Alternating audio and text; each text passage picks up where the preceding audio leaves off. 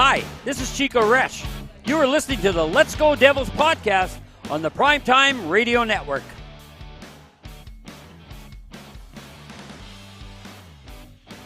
Happy Devils Thursday. Welcome to Game Day Live, presented by the Let's Go Devils podcast network and the Primetime Radio studios. My name is Vinnie Parise, and I am here with Shorts Guy as we get you set for New Jersey Devils hockey as they get set to take on the Washington Capitals. Thank you to everybody watching on YouTube Live, Facebook Live, Twitter Live, and Twitch.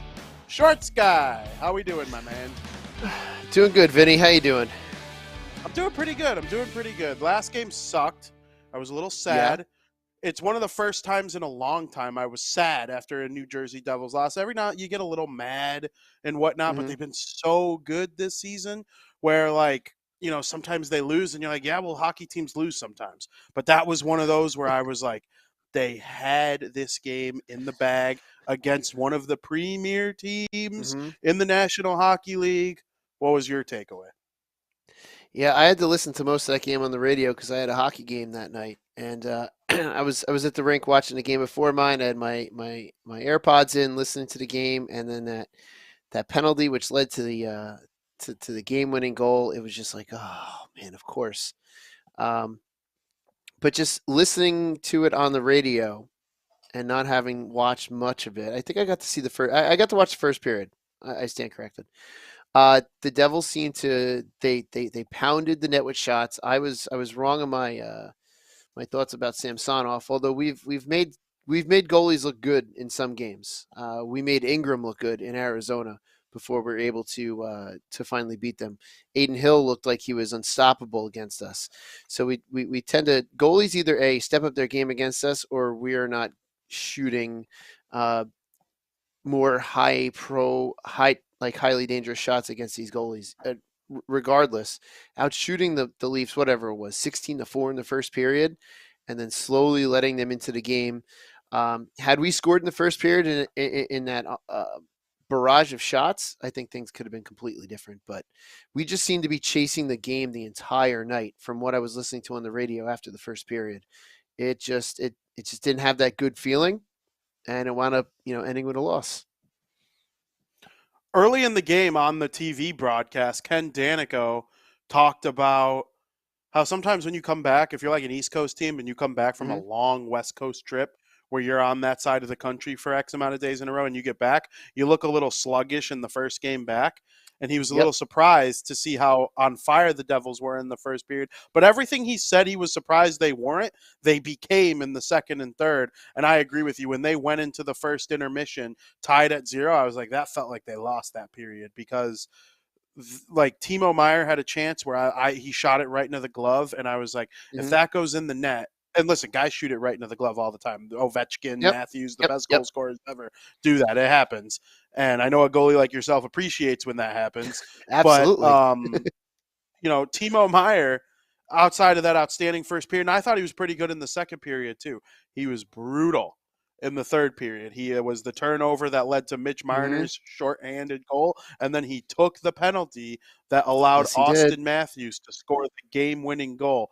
A lot of overreactions on Devils Twitter, Devils community, all over, New Jersey, wherever people may be watching the Devils.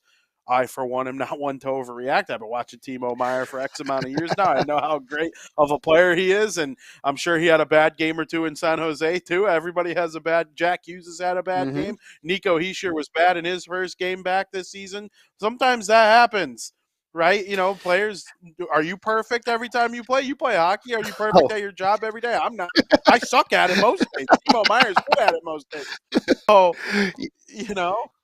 Yeah, it's and unfortunately right now, because of the hype in getting Timo Meier and bringing him here and the trade itself, he is under such a microscope that he has to play at this incredibly perfect level for everyone to be happy. And you're right. These guys have bad games. We all have bad days at work. Everyone's guilty of having that. These guys are human beings. They're going to make mistakes. They're going to have bad games. Shorts Guy warned us that his internet might pop in and out as the show goes on. You're back. Hey, yes. Anyway, yeah, these guys are going to have bad days like we all do at work, and unfortunately, their bad days are magnified. And I think the hype of him coming magnifies it even more because everyone expects him to come in and be a hero immediately. This is just, let's also not forget, everyone has had a new job before. When you're at your new job for the first week or two, it feels weird and awkward, and you're learning things and you're making mistakes, and it's no different with any of these players coming here, especially someone like Timo Meyer. So there are going to be mistakes, and there is going to be a transitionary period of learning, and that's going to happen. Unfortunately, he was on the wrong side of those two goals, and hopefully he's going to learn from it, and the team is going to work with him on it. Let me put it to you this way, fans. I thought Timo Meyer looked weird in a Devils jersey the first game against Arizona, and I thought he looked weird last game. It was like it's something you're so used to seeing somebody wear a different color, and now they're just all of a sudden wearing. It would be like if you saw like Jesper Bratt in another uniform next year or Mm-hmm. something. And when you saw Patrick Kane play for the Rangers, like it just didn't look quite the same. And it takes a minute. If it takes a minute for my eyeballs to get used to, what do you think it means for his eyeballs to get used to? So you nailed it, Timo Meyer. He had a bad game. He actually had a bad period. I thought he was good in the first and second period, especially the first. And Jack Hughes had that one play where he fed him. And I'm happy to see that Hughes and Meyer are back together. And, we could get into these lines that have been tearing apart Devils Twitter all day today. I know you know how that goes sometimes. Oh yeah. They moved Boquist up to play with Meyer and Hughes. Mercer, Hischier, Tatar stays the same. And they bumped Bratt down to Andre Palat with Eric Holla. And then BMW stays the same. What's your takeaway here? Well, there's Boquist moving up, and you were sort of on the cusp of saying that he should maybe be number 13 a couple games ago, if I'm not mistaken. But I think that they see something with those guys, and from what I've seen with Jack and Timo, they're just not clicking. They're like a hair off. But when those two start to click, it's going to be incredible. I think Bratt dropping down to the Holla and Palat line, that was the majority of our offense the other night. Holla had 2 goals. Palat had a goal. Palat had the assist on Holla. So it's like right now that line seems to be clicking, and they clicked the other night. I mean, those guys are not the guys that we should be expecting all of our offense to come from, but hell, they did their job the other night. So if Bratt is going to make that line even better, and we can have 4 solid lines, I'm all for it. Yeah, I agree. And I do think sometimes people forget who the Devils traded for. Like, you traded for Timo Meyer. You didn't trade for Jack Hughes. You didn't trade for Nico Hischier. Meyer and Bratt are like roughly the same level of goodness, if you'll say. I don't know, Rob. I'm bad at English, even though I write for a living. It's one of those things where like they traded for a goal scorer. They didn't trade for Jack Hughes. They didn't trade for Connor McDavid. You traded for the Devils' second or third or fourth best player, depending on your opinions between him and Brad, or third or fourth best forward. You can't expect him to come there and just change everything right away. Jack Hughes needs to help elevate Meyer. Meyer, we know, can elevate Jack Hughes. And like you said, they're a hair off. I don't know if moving Boquist up to that line is a slight overreaction, but if you put Brad on the third line, now you have 3 guys on the Devils, Hischier, Hughes, and Bratt, who have been leading this team offensively all season long. Now you have one of them on each line. You start getting Meyer going the way that Hischier got Mercer going. I mean, this could be a very dangerous forward unit. Now, Brennan Smith comes in for Kevin Ball. That is a little bit of a. I wonder if that's a little bit of an overreaction as well. But where do you stand on that? Yeah, that one's odd to me because I don't know if Ball really played that terribly to play himself out of the game. But Brennan Smith, he worries me because he can be at times a human mistake machine and can take some really dumb penalties at really dumb times. And that's my concern with Smith coming back into the lineup.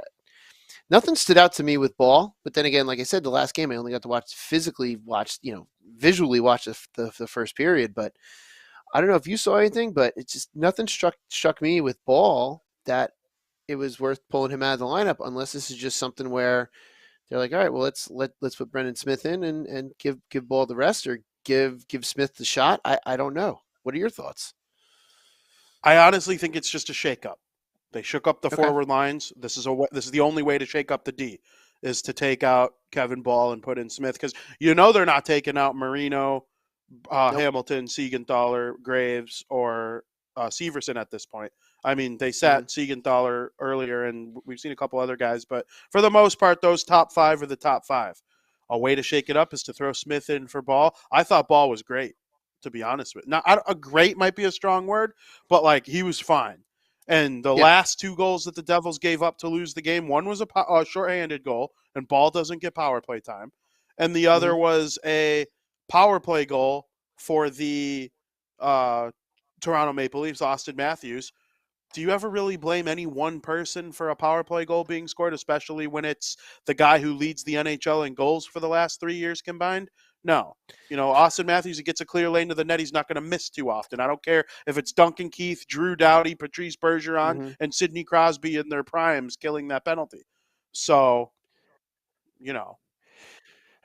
Yeah, that's really the only person, if there's a shorthanded goal, that can take any kind of blame, is if it's the person in the penalty box, if it's a dumb penalty. Yeah. That would be the only person that you could lay a little bit of blame on for a goal when you take a penalty. It's just mistakes are mistakes. I mean, if your mistake leads directly to a goal, that's one thing, but it also, I don't know. It's a team sport, so you win together, you lose together. Sometimes you can pin something immediately on a player, but um, sometimes it's difficult to do that. But again, look who's shooting. It's not like Toronto has has these AHLers on their offensive lines that are that that are scoring goals. I was honestly afraid in that first period, with Toronto only having 4 shots on goal, which, if you've never played goal and you only have 4 shots on goal over the course of a period, that's a very difficult period to get through, because you have no flow in the game, and sometimes you can fall asleep a little bit. It's one of those things that can be unavoidable if there's no flow to your game, or what have you. I was really afraid in that first period that with that lack of shots, um, that we Shorts guy will be right back to finish his there we go. Here we go. analysis. There you go. Welcome back. What I was finishing up with is, I was afraid that we were going to let up a goal on something like 2 or 3 shots, and that after out shooting them for so long. But that was really my biggest fear that first period. How do you feel about Boquist stepping up and playing on this line with Hughes and Meyer? I know that's a pretty big elevation for Boquist. He's kind of earned an opportunity, but I liked him with Palat and Hala, so I hope that didn't ruin anything for him.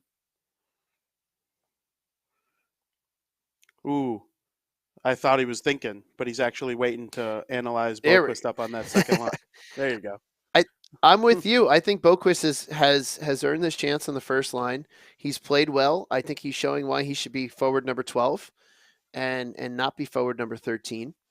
And I'm gonna have to take put my trust in the coaching staff for what they see at practice. They may see something that clicks in practice, and they're like, we got to put this in a game. Let's give it a shot.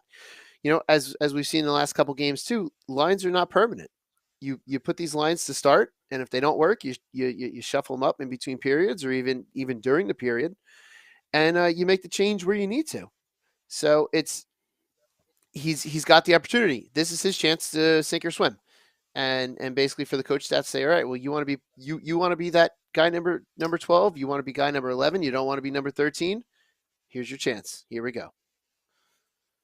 Absolutely. Someone in the YouTube chat asks if Tom Wilson is playing for Washington. He is projected to play on the top line with Alexander Ovechkin and Evgeny Kuznetsov. Their second line is Nicholas Backstrom, flanked by TJ Oshie and Anthony Mantha. Darcy Kemper gets the start in net for them. And speaking of starting in net, it is going to be Akira Schmid for the New Jersey Devils after a couple medium games for Vitek Vanacek over the last little stretch. Schmid has been awesome. Vitek could use a break. Someone else in the chat says, hey, Shorts guy, Who would you use as a backup when Mac Black is healthy? Would you still use Schmid? Personally, yeah, I would still use Schmid. I just have this sense of trust in him a little bit more than I do Blackwood right now, and he seems to be more durable than Blackwood. So I'd kind of rather the more durable guy be in there and get some reps just for playoff time, especially. I love Mac Black. He's not been durable, and he sometimes we're looking at VTech not having some great games, but man, Mac Black is pretty good at making some really bad mistakes when he is in net too. Absolutely. And as you watch us finish talking about the goalies for this game, I would like you to put your predictions for tonight's game in the chat right now. I will read some of my favorites on the air YouTube live right now. Shorts guy, I'm actually kind of impressed with Akira Schmid, and I'll tell you why. Okay. He has been there when called upon and Hmm. played well every single time. He never looked out of place. He never was guaranteed a spot. He came in for Blackwood when Blackwood got hurt, and then when Blackwood came back, they said, "All right, pal, back to Utica. Have fun in the All-Star game, in the AHL All-Star game." And he took it in pride, went and played well in the All-Star Hmm. game, plays well for Utica. I mean, and then now that VTech is, I'm not going to say VTech is struggling. Struggling is a strong word. Hasn't been the same VTech for the last week or two. And now he's using Schmid every other game as Coach Ruff. And I think that is something that can help elevate this team, having three guys who they trust, and the young one is one that has been playing very, very well lately. Yeah. And goalies go through this. Players go through this, and it just happens. And you hope that he figures it out before the playoffs. That's the key thing: is figuring this out before we hit the playoffs. And it they can figure it out. These guys are professionals. They have professional goalie coaches. They have you know hours of game footage he can watch, and he can figure it out. And I completely agree with you with Schmid with the season he's had, up and down, and he's taken all of it in stride. And every time he's thrown into the situation, he does very well. He never looks out of place. He never looks lost. And on top of that, you've got to assume he wants to be with, you know, the up and coming Swiss national team that the Devils are becoming, with three top Swiss players. He wants to be that fourth, and he wants to prove that he should be the potentially the Swiss starting goalie if given the opportunity. But just to be with his fellow countrymen has got to be a goal for him to want to be up here as well. I love having like a resident goalie on the Hmm. show because I think most people that watch, I don't know if this is actually true. My brain sees the game from a skater's perspective just because I've only ever skated, like played Hmm. hockey as a forward slash defenseman, like a skater. And so I'm curious if you're a goalie and you're Akira Schmid back and forth all season long, and Blackwood gets hurt, he comes back, you're up with Utica, you're playing with the Devils. Is it a little different than what, like, say, Timo Meyer is going through, where like Timo Meyer's got to learn a system, he's got to learn how his lines play. Where's Jack Hughes going to put the pass, and how is that different to where Logan Couture would put passes? Is it really for the goalie as simple as get in the blue paint and stop the puck no matter what? Yes and no. Um, you have to have a trust in your defenseman. So that's one of the things that you have to consider with him coming into this net. He has to have a trust with these defensemen, which I believe he does because he's been here long enough to know these guys, and they also have to know him. But I think overall as well, it's not just being a goalie in a situation he's got. It's being that young player that's given the opportunity and then sent back down, brought back up, sent back down, brought back up. I think any young player has to be in the mindset of like, all right, well, whatever opportunity I get, I need to go and I need to seize and I need to just run with it. Seize and run with it, as Shorts Guy was saying, until There we go. his There we go. legs. He comes back and he Yeah. continues the analysis. Yeah. You can thank my spotty internet, Optimum, You can thank James Dolan and his miserable Rangers for the crappy internet trying to give a good analysis of Devils hockey. So I blame James Dolan and the New York Rangers for my bad internet. um, They're just pissed but at the stink now. oh, absolutely. But yeah, any young player, Schmid, whoever it is, forward defenseman, goalie, if you're being sent up and down, you have to take your opportunity when it comes, and you have to be ready to go. Absolutely. So it's time for the predictions portion of today's show. I see a couple people have put theirs in the YouTube live. I would like to see more than that, though. If you're watching this right now, you got 28 people watching on YouTube. I'm sure there are more on Facebook. Get on YouTube and add them to the chat right now.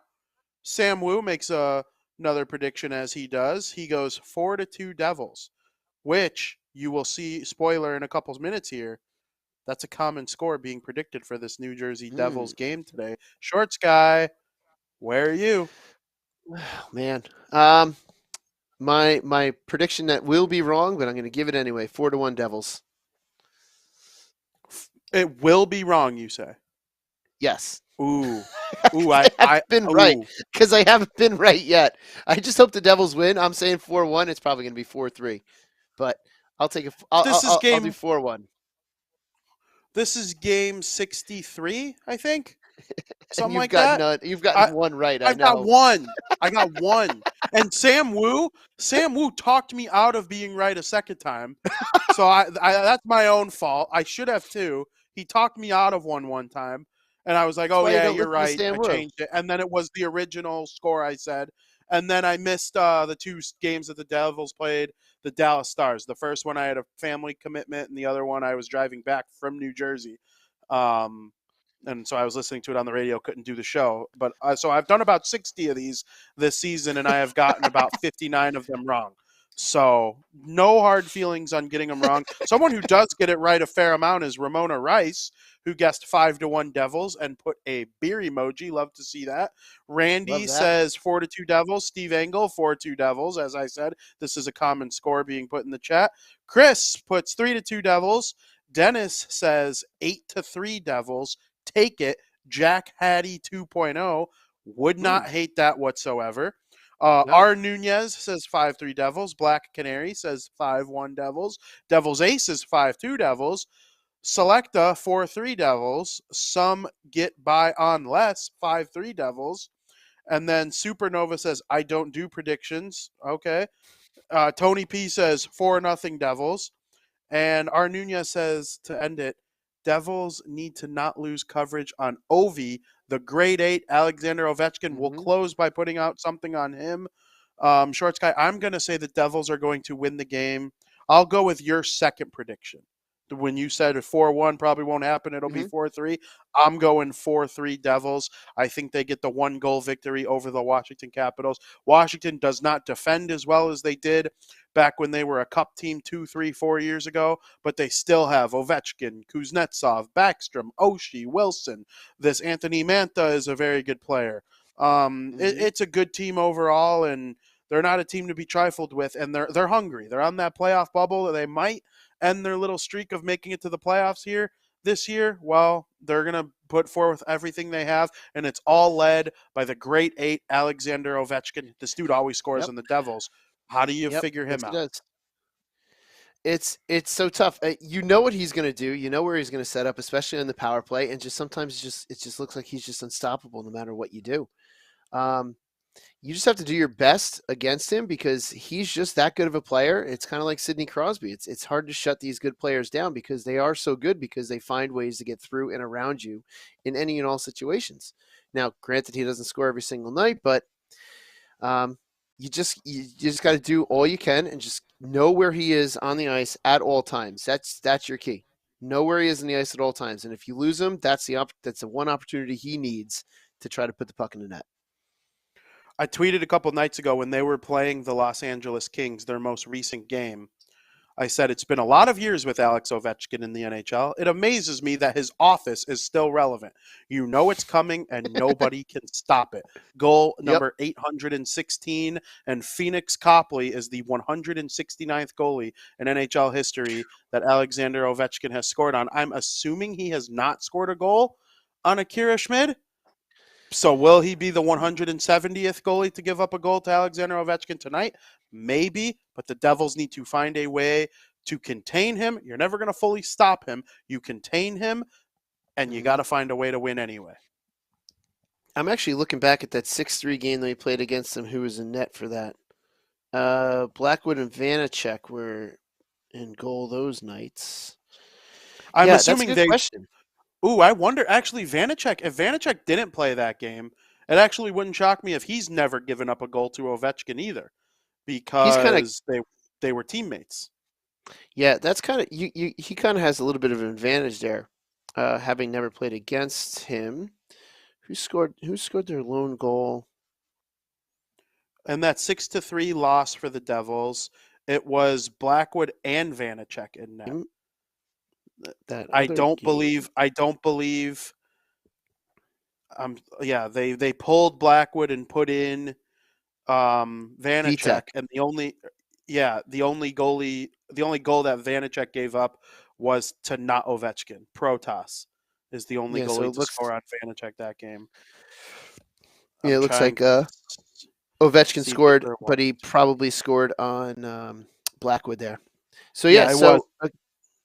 Akira It Schmid was. might not have ever been scored upon by Ovechkin. I don't know if he was in net any of the games last year against them, but because last year was just a cavalcade of goaltenders.